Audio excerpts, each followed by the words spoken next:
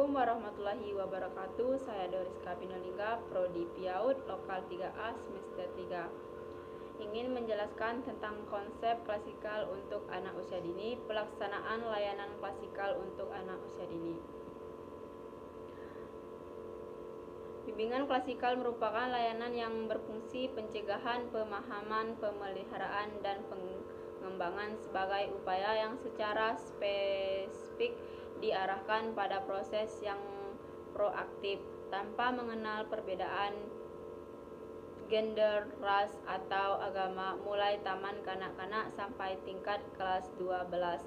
Sekolah menengah disajikan melalui kegiatan kelas untuk memenuhi kebutuhan perkembangan dalam pribadi, sosial, belajar, dan karir peserta didik.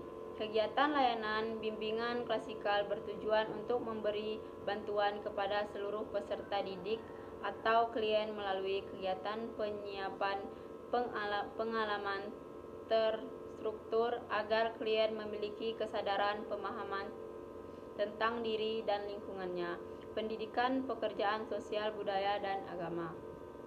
Selanjutnya, pengertian layanan bimbingan klasikal.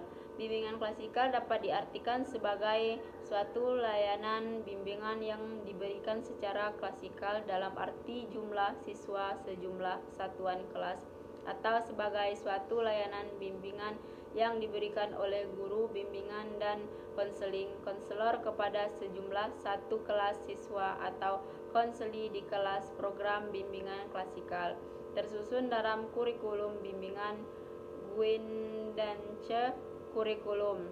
Guidance Kurikulum merupakan salah satu layanan bimbingan dan konseling menggunakan strategi bimbingan klasikal yang lebih efisien dan efektif.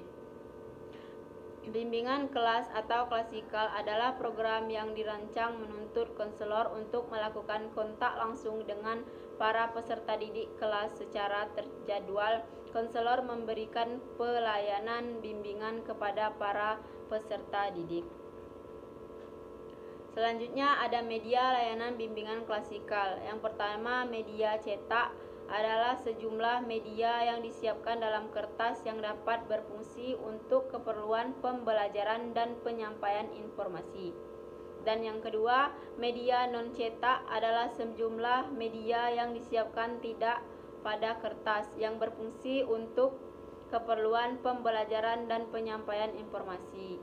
Yang ketiga, media display atau jenis media pembelajaran yang berisi materi, tulisan, atau gambaran yang dapat ditampilkan di dalam kelas ataupun di luar kelas, di kelompok kecil atau besar, perorangan, tempat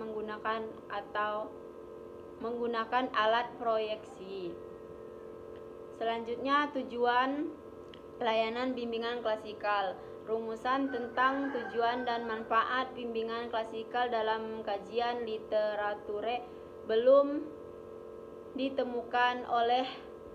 Karena itu, untuk merumuskan tujuan dan manfaat bimbingan klasikal menggunakan rumusan tujuan bimbingan dan konseling yang dikaitkan dengan kegiatan di kelas. Tujuan yang ingin dicapai bimbingan dan konseling adalah tercapainya pengembangan yang optimal, penyesuaian diri yang baik, penyelesaian masalah yang dihadapi, kemandirian, kesejahteraan, dan kebahagiaan serta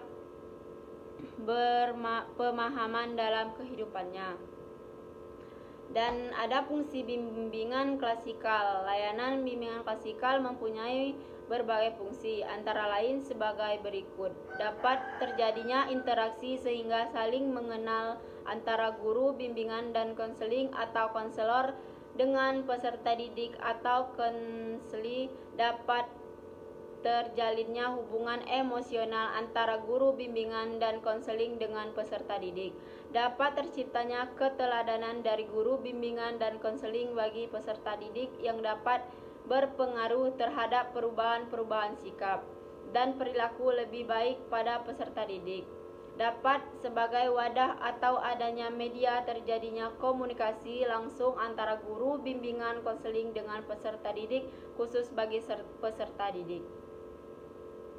Adapun prinsip-prinsip bimbingan dan konseling yang meliputi: yang pertama, menghargai peserta didik; yang kedua, menciptakan suasana hangat; yang ketiga, bersikap empatik kepada peserta didik; yang keempat, bersikap terbuka terhadap peserta didik; yang kelima, mengakui bahwa peserta didik berpotensi; yang keenam, mengakui bahwa peserta didik itu unik dan manis; yang ketujuh, tidak membanding; dan yang kedelapan, dibandingkan peserta didik; yang kesembilan, tidak mudah mengkualifikasi peserta didik.